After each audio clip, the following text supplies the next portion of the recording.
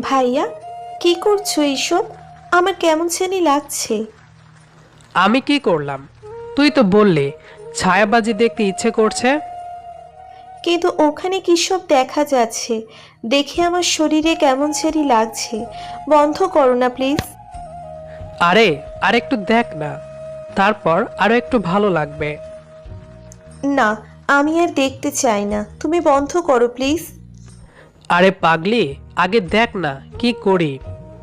আমি ছায়া দিয়ে একজন অন্যজনকে কিস করার দৃশ্য তুলে ধরলাম। মিথিলার দিকে তাকিয়ে দেখি তার ঠোঁট দুটো নিজের দাঁত দিয়ে কামড়ে ধরে আছে, আর হাতের মুঠো বানিয়ে শক্ত করে চেপে ধরে আছে। ভাইয়া বন্ধ করো প্লিজ, আমি আর পারছি না। সত্যি কেমন জানি লাগছে।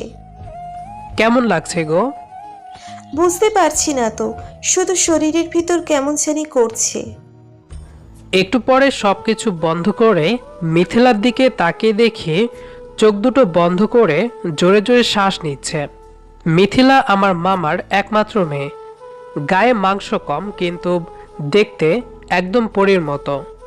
বয়স একটু কম হওয়ার কারণে আমি যে মিথিলাকে পছন্দ করি সেটা কখনো বলা হয়নি। সব থেকে বড় ভয় ছিল যদি মামাকে সব কিছু বলে দেয়। মিথিলাকে বললাম, মিথিলা, এই মিথিলা, বলো। যেটা ওখানে দেখেছিস সেটা কি সামনে থেকে করবি? কি বলছো বুঝতে পারছি না। আরে বোকা, ছায়াতে যা দেখেছিস সেটা কি তুই করবি নাকি? না গো, আমার অনেক ভয় লাগে। কোনো ভয় নেই, দেখবি অনেক মজা পাবি। কিন্তু আমার কেমন ছেলে লাগছে এখন। আরে বোকা, সেটাই তো বলছি। ছায়াবাজির মতো তুইও যদি তেমনই করিস তাহলে আর খারাপ লাগবে না, তখন অনেক মজা পাবি, বারবার করতে ইচ্ছে করবে। সত্যি? আরে হ্যাঁ বাবা, সত্যি। কিন্তু আমি তো পারি না, কিভাবে কিস করতে হয় সেটাও জানি না। আমি আছি না, তোকে সব শিখিয়ে দিব। আচ্ছা তাহলে তাড়াতাড়ি শিখিয়ে দাও না, আমার এখনো কেমন যেন লাগছে। চোখ দুটো বন্ধ করে রেখেছিস তো? হুম। একদম খোলা যাবে না কিন্তু। আচ্ছা। মিথিলা চোখ দুটো বন্ধ করে বসে আছে। আমি আস্তে করে মিথিলার লাল রঙের ঠোঁটের কাছে আমার ঠোঁট দুটো নিলাম। তারপর ফিসফিস করে আবারও বললাম, চোখ কিন্তু একদম খোলা যাবে না।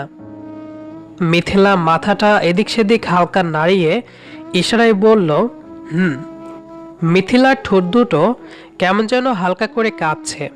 আস্তে আস্তে আমার ঠোঁট দুটো মিথিলার ঠোঁটের সাথে স্পর্শ করতেই মিথিলা চোখ দুটো খুলে আবারও বন্ধ করে শান্ত হয়ে গেল। মনে হচ্ছে মোমবাতিতে আগুন দিলে যেমন নরম হয়ে গলে যায় তেমন গলে যাচ্ছে মিথিলা। আস্তে আস্তে মিথিলা বিছানায় শুয়ে পড়ল। আমি মিথিলার ওপরে শুয়ে তার লাল ঠোঁটে এখনো কিস করেই যাচ্ছি। আমার হাত দুটো তার দু হাতকে আটকে ধরে রেখেছে। মিথিলা নিচে থেকে জোরে জোরে শ্বাস নিয়ে আস্তে আস্তে একের পরে এক শব্দ করে যাচ্ছে।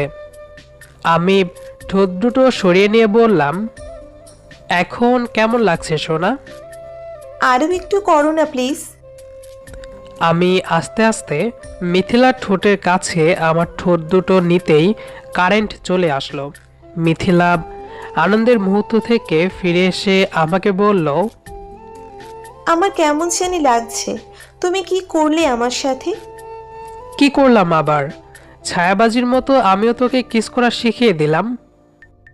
তাই বলে আমার উপরে শুয়ে এত সময় ধরে করতে হবে? তুই কি কষ্ট পেয়েছিস নাকি? আমি কিছু জানি না, আমার অনেক ঘুম পাচ্ছে। তুমি এখন চলে যাও। কি বলিস, এখন ঘুম পাচ্ছে? হুম। আমি চলে যাব নাকি এখানে ঘুমাবো? না, এখানে ঘুমালে আরো অনেক কিছু হতে পারে, তার থেকে তুমি চলে গেলেই ভালো হবে। সত্যি কি চলে যাব? হুম। আমি মিথিলার রুম থেকে চলে আসলাম ঘুমানোর জন্য। শুয়ে ভাবনার গহীনে হারিয়ে যাচ্ছি বারবার। মিথিলার শরীরের স্পর্শের আমি পুরো পৃথিবীর সুখ পেয়েছিলাম মনে হচ্ছে। কত সুন্দর নরম শরীর, লাল রঙের ঠোঁট, মনে হয় সব সময় আদর করতেই থাকি। ভাবতে ভাবতে রাতে ঘুমিয়ে পড়লাম। মিথিলা আমার মামার একমাত্র মেয়ে।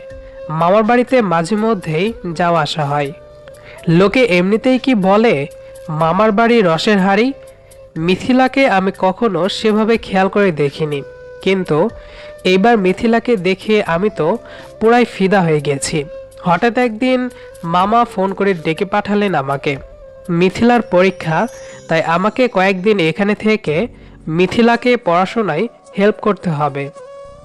সবশেষে আম্মুকে বলে চলে আসলাম তার ভাইয়ের বাড়িতে। সেই সন্ধ্যা থেকে একটা অঙ্ক বারবার বুঝিয়ে যাচ্ছি, কিন্তু মিথিলা কিছুতেই বুঝতে পারছে না। এই মিথিলা মনে হচ্ছে আমার মান সম্মান মামার কাছে জলে ডুবিয়ে দিবে। যদি আমি পড়ানোর পরেও মিথিলা ভালো রেজাল্ট না করতে পারে, তাহলে মামা মনে মনে ভেবে বসবে আমি ভালোভাবে পড়াতে পারিনি। রাতে সবার সাথে খাওয়া শেষ করে আবারও পড়াতে শুরু করলাম। হঠাৎ কারেন্টটা চলে গিয়ে পুরো বাড়িটা অন্ধকার হয়ে গেল। Wow, load shedding. কারেন্ট চলে যাওয়ার কারণে দেখছি মনে অনেক আনন্দ লাগছে তোর।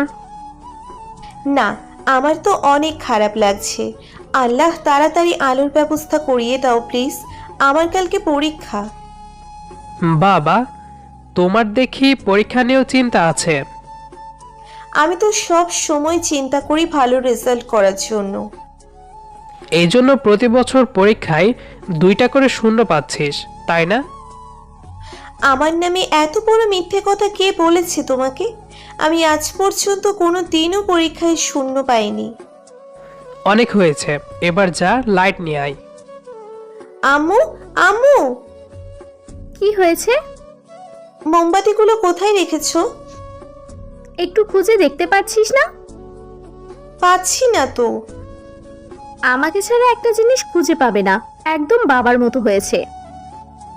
মামি কোথায় থেকে মোমবাতিগুলো বের করে দিয়ে চলে গেল আর বলল, আমি ঘুমাচ্ছি, পড়া শেষ হলে ঘুমিয়ে পড়বি কেমন?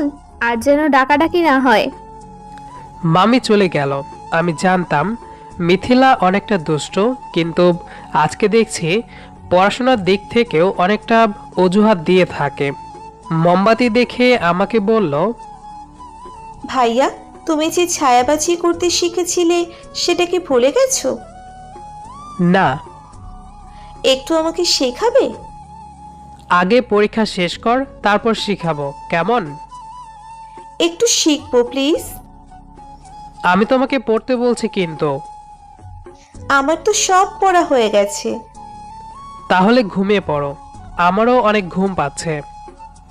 মিথিলা এত সহজে ছেড়ে দেওয়ার মানুষ না। আমি জানতাম সে যে জিনিসটা একবার বায়না ধরবে, যেভাবে হোক সেটা পূরণ করে ছাড়বে। আরও বেশ কয়েকবার রিকোয়েস্ট করার কারণে আমি মিথিলাকে শেখানোর জন্য ছায়াবাজি শুরু করলাম। তারপর কি হলো সেটা তো বলাই হয়ে গেছে আপনাদেরকে। সকালে আমার গায়ে হাত দিয়ে আস্তে আস্তে ধাক্কা দিচ্ছে আর ডাকছে। ভাইয়া, এই ভাইয়া। কি হয়েছে, এত রাতে ডাকছিস কেন? এখনো রাত আছে নাকি? সেই কখন সকাল হয়ে গেছে। আর একটু ঘুমাতে হবে, ডাকাডাকি করিস না তো। এই অঙ্কটা বুঝতে পারছি না, একটু বুঝিয়ে দাও। আর বেশি অলসতা না করে উঠে বসলাম। এখানে আসার মেন কারণ ছিল মিথিলাকে ভালোভাবে পড়াশোনা বোঝানোর জন্য। মিথিলাকে অঙ্কটা বুঝিয়ে দিয়ে আমি ব্রাশ করছি। মামি ডাকছে খাওয়ার জন্য। খাওয়া শেষ করে মিথিলাকে স্কুলে নিয়ে গেলাম। তারপর প্রতিদিনের মতো দুপুরে একটু ঘুমিয়ে নিলাম। বিকালে বাইরে থেকে একটু ঘুরে আসলাম। আজকেও রাতে মিথিলাকে পড়ানো বোঝানোর সময় আবারও কারেন্ট চলে গেল। মিথিলা মোমবাতি জ্বালিয়ে পড়ার বদলে আমার দিকে বারবার ভিন্ন দৃষ্টিতে দেখছে। কি হলো, তুই এভাবে বারবার